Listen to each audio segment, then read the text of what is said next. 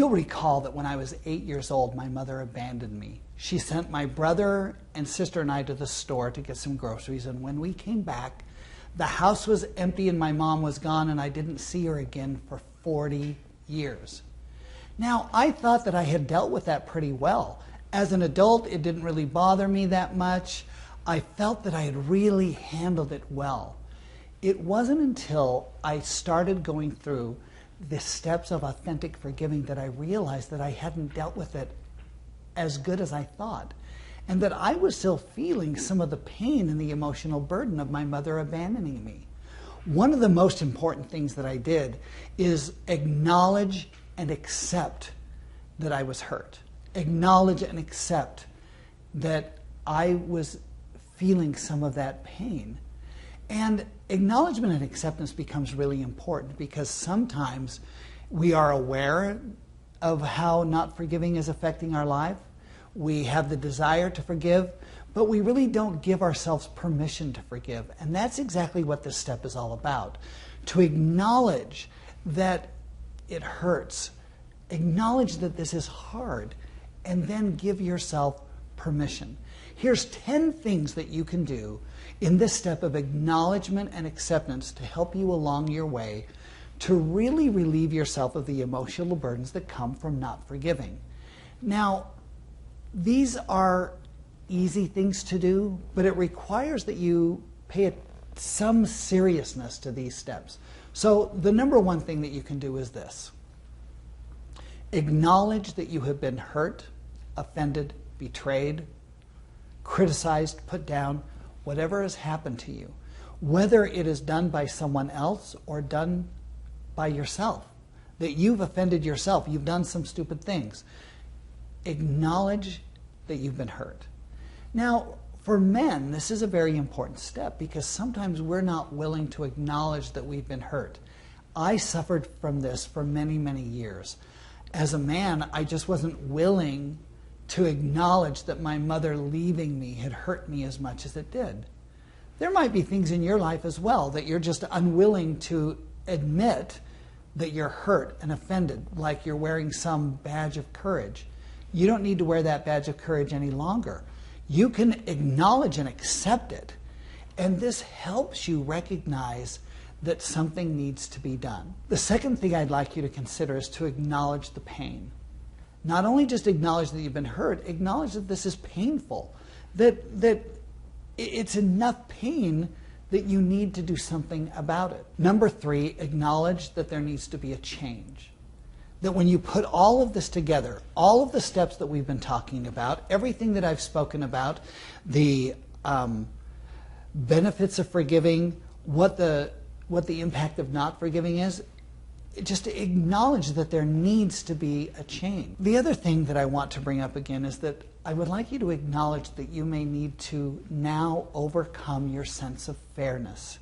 Remember, I talked about this in an earlier video, where forgiving sometimes is hard because it seems unfair.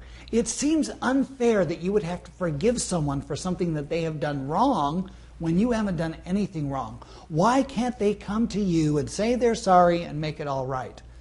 That may not ever happen. So I want you just to acknowledge that you may have to set aside what you think is fair and what you think is right and prioritize healing. This acknowledgement becomes very important because you need to get out of that mode of who is right and who is wrong and just forgive for the right reasons. Number 5 is to just accept it. Now, acceptance does not mean agreement. And by accept it, I mean just accept that this person has done you wrong. Just accept that you may have done something wrong and you need to forgive yourself. Just accept it. And again, it doesn't mean that you agree with it. It just means you're going to get past denial and into action. The 6th thing I'd like you to consider is giving yourself permission to forgive. That you may be getting a lot of pressure from the people around you to not forgive, to wait for things to become even, wait for this person to get what they deserve. You could be getting a lot of peer pressure to hold out, to not forgive. I want you to give yourself permission to forgive, that it's okay to forgive. It is not a sign of weakness. It is not a sign of giving in. It takes more courage and it takes more strength to forgive than it does to hold that grudge. Anybody can hold a grudge. It takes a very courageous person to forgive. The next thing is to stop blaming. In order to truly accept and give yourself permission and acknowledge that you've been hurt, it means that you can't blame anyone else. You cannot blame anyone else for not forgiving. This is something that you need to take accountability for. You need to take responsibility. As long as you're blaming someone else for being miserable, you're never going to get to the point of being able to forgive and let it go. So part of acknowledgement and acceptance is to just not blame anyone else for the way that you're feeling. And I mean, don't even blame yourself. Just no blame at all. The other thing I'd like you to consider, and this is number 8, I would like you to consider that no matter how hard you try, you may never understand why someone has done what they have done. I can't tell you how many women come to me as clients and say, if I could just understand why my husband left me, if I could just understand why this happened, I could deal with it. Well, my response has been, you may never understand. You need to accept that you may never understand why something happened, why this person did the thing they did, why they said the thing they did. You may never get there. So you just need to accept that you're not going to understand it and move on from that.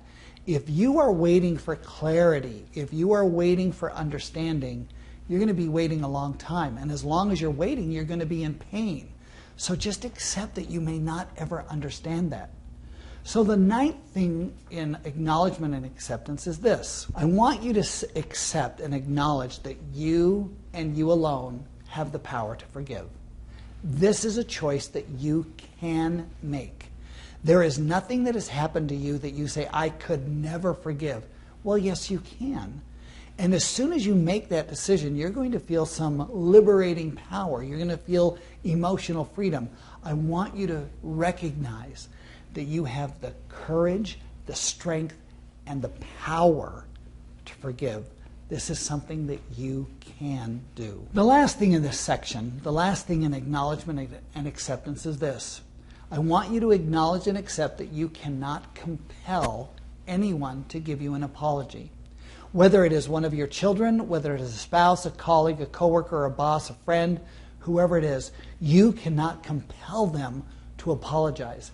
And if you are demanding an apology and waiting to forgive them until they apologize, again, you're going to be waiting a long time. You cannot force this upon them. Forgiving is something that you do for yourself. And this is true in forgiving yourself as well. In the next step, we're going to take these first 3 steps that we've talked about: awareness, desire, acknowledgement, and acceptance. And we're going to put them together in the step of perception. And that's what we'll talk about in the next video.